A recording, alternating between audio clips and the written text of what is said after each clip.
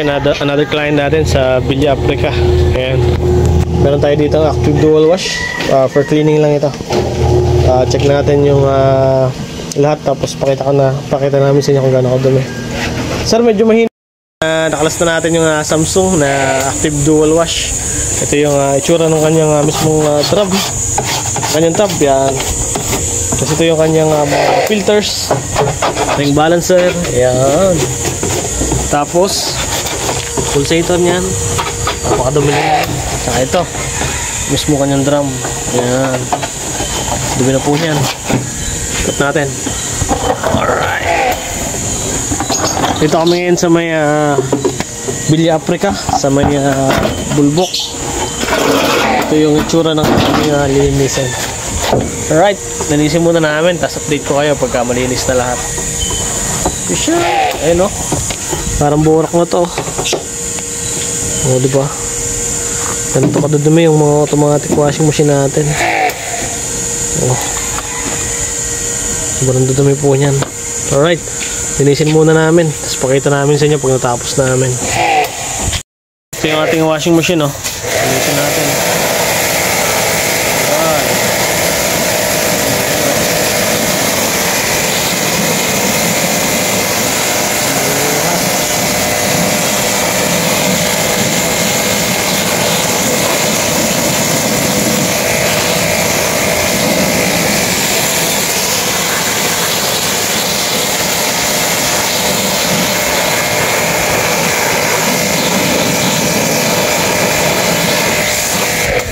Yan, ito yung katabi, kaha.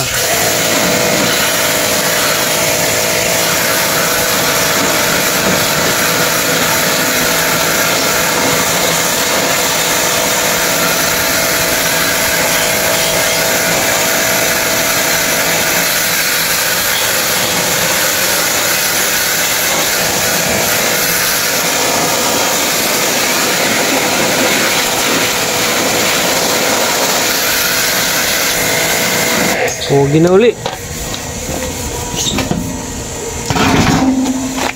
pa.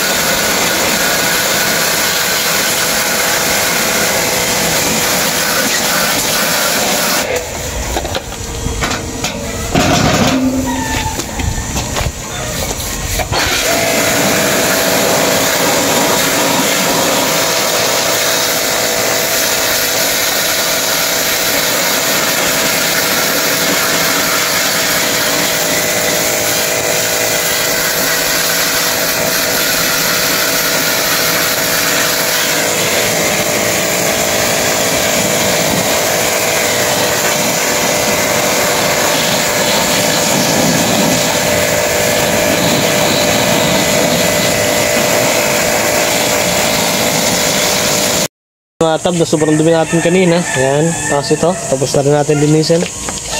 Paikot ako ano to. Ayan o, napaka-pogi no. Ayan o. Ayan, bali kakabit na lang natin yan. Flip natin sa ilalim, kanuto. Ayun, sige. Baliktar eh. Ayan, sisilitan natin.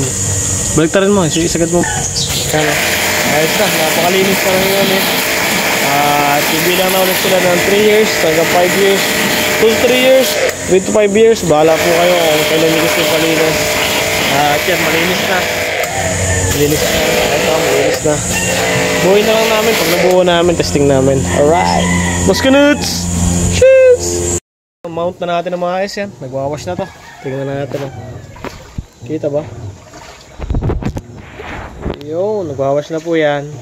Okay na yung unit. Try na lang natin mag-drain tapos mag-spin. Alright. Mag-drain na. Antayin na lang natin maubos yung pressure tapos mag-spin na to. Sa yung tubig, kaya nawala na yung pressure. Nag-spin na yan. Okay na yung unit. Peace out!